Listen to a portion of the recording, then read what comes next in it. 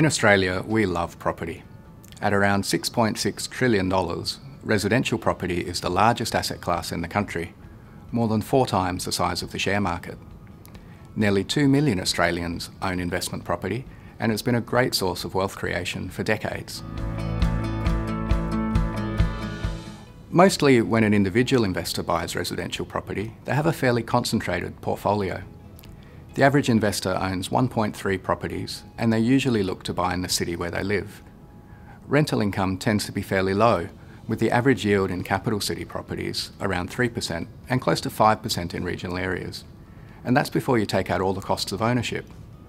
Of course, the capital growth has been very strong historically, and that's what most people are looking for from their property investment. That said, the growth in dwelling approvals over recent years has been significantly above long-run averages.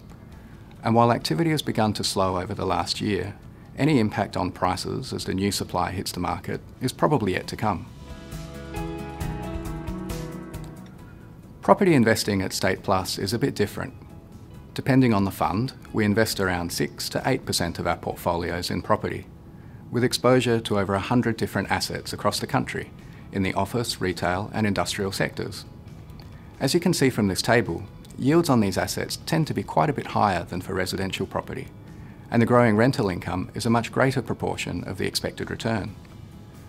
We do expect to see capital growth though, and there are often attractive opportunities for development to unlock value. A good example of this is at 50 Bridge Street in Sydney, where AMP is redeveloping 2 office buildings to create an iconic new tower at Circular Quay. The new development will have over 88,000 square metres of office space and unparalleled views of Sydney Harbour. Property plays an important role in a retirement portfolio. Capital values are much more stable than shares, and rental income is a good source of reliable cash flow. As with everything in investment though, diversification matters, and it's important not to be too reliant on any one asset class, no matter how well it's performed in the past.